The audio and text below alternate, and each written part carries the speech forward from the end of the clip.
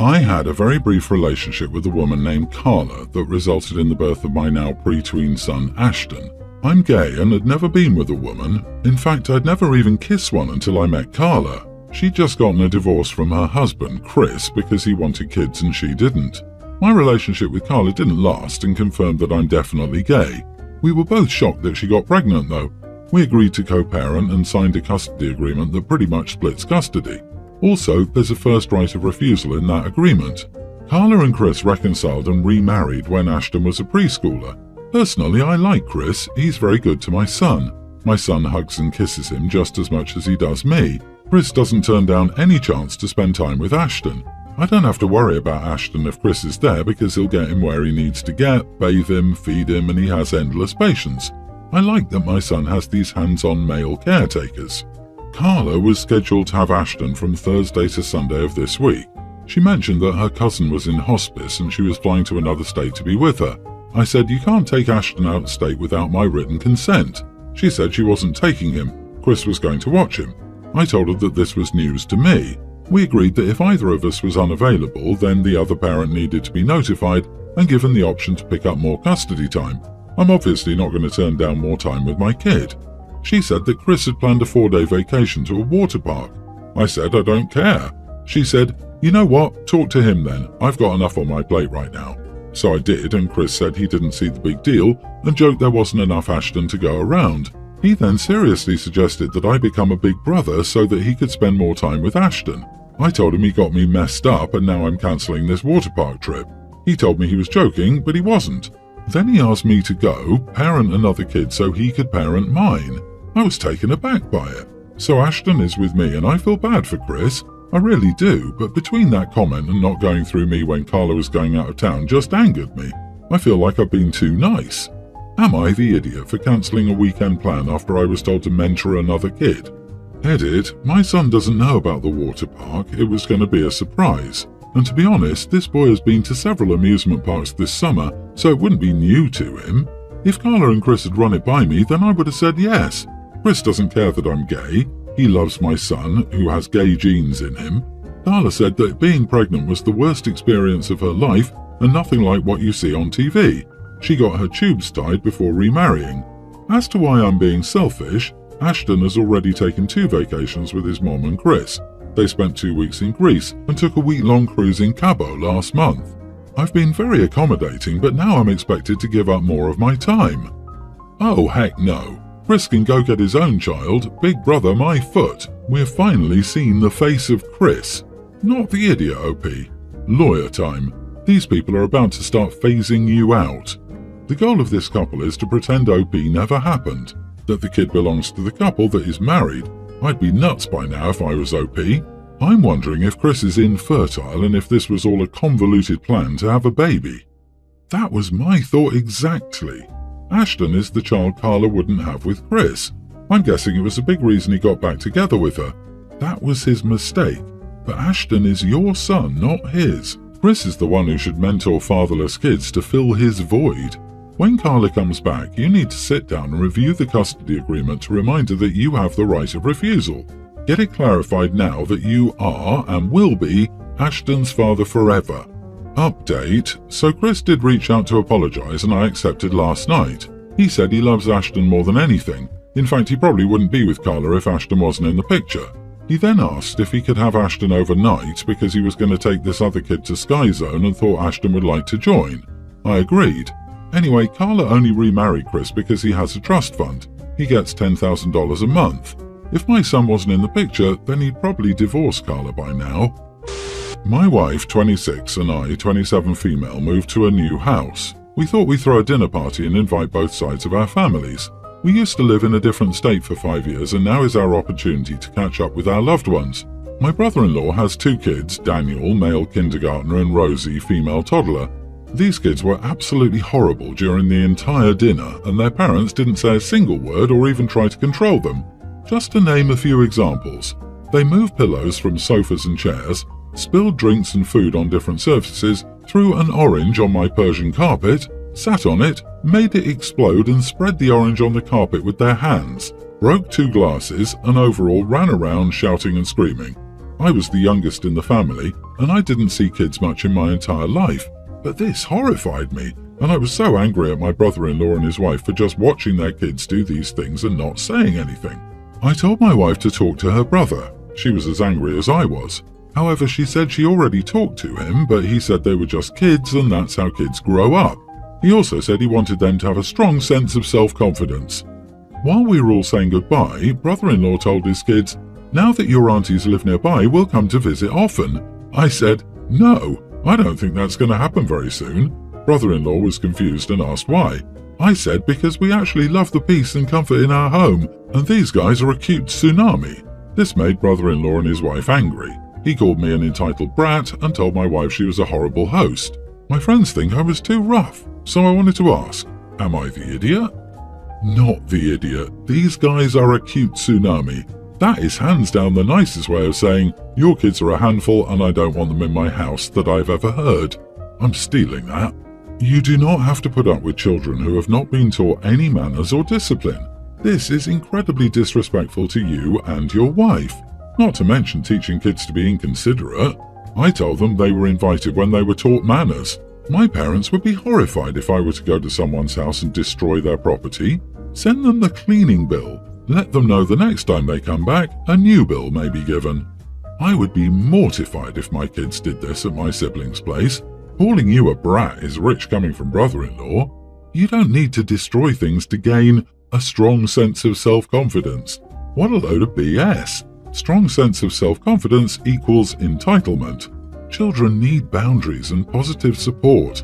Letting them run wild is not good for their academic life or career. Your brother-in-law and wife are absolutely doing zero parenting. Honestly, I would have sent them a bill for a new Persian carpet too.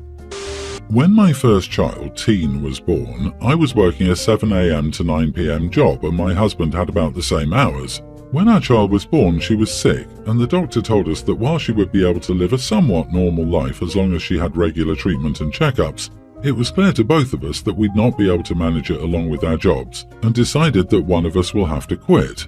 It was easier for me to quit since he was making more money than me while also running his own business. So that way, I could just come work at his whenever I could and won't go crazy being at home all the time. That arrangement had worked well for us until lately. His doctor told him he needed to start working less as the stress wasn't good for his health. I talked to him about doing that and me going back to work. My field is all about connections, and since I now have a lot more of those than when I started, it'll probably take me about 3 to 5 years to get back to my old position instead of the 8 it took me originally. My husband doesn't want to do it, and he said it's selfish of me to tell him to do it as I know how much he loves his job and that I could ruin his career. He and his best friends own the company. Nothing is going to happen to his place there. I know it's selfish to ask him to do that, but I want to go back to working in a place I love, and I only suggested it because of what his doctor said.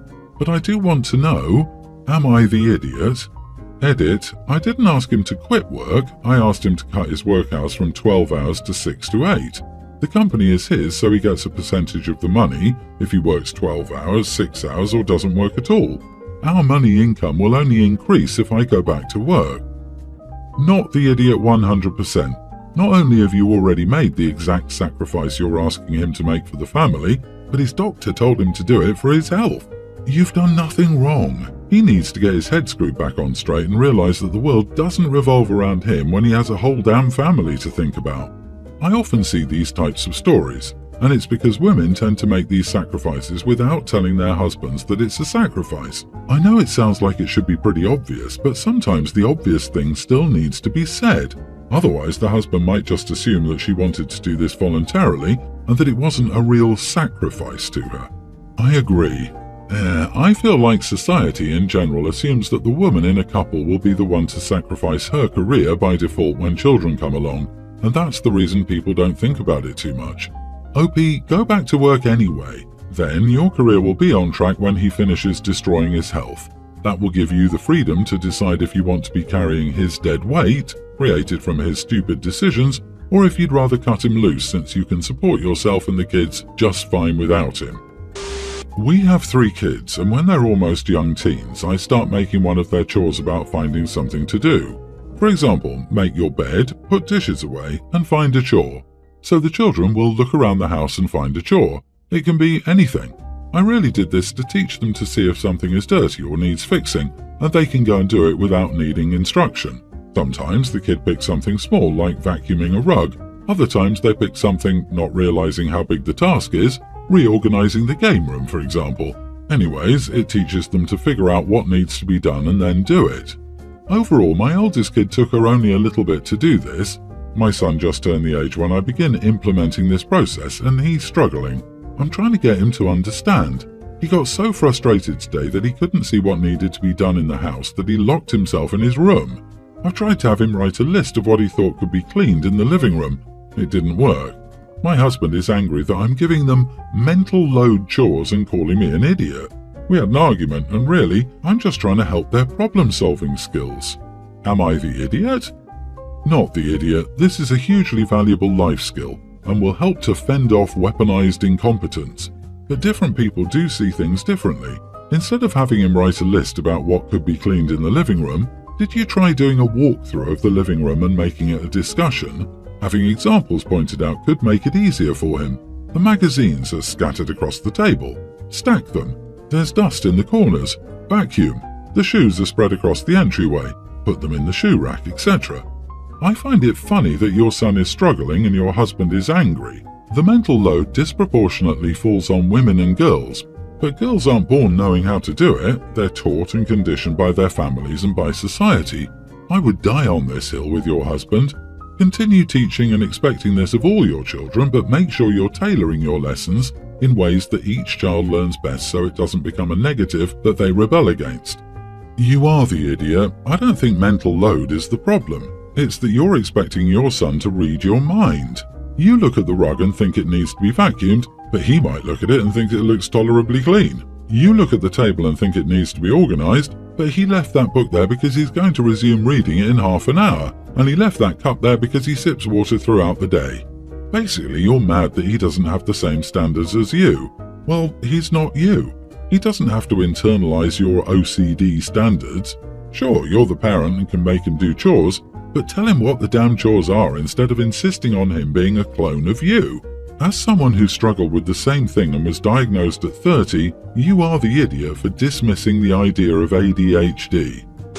My wife and I have been arguing about this for days, and we're at an impasse. It's gotten to the point where I have to check my cameras at work to ensure she doesn't move her sister in while I'm at work.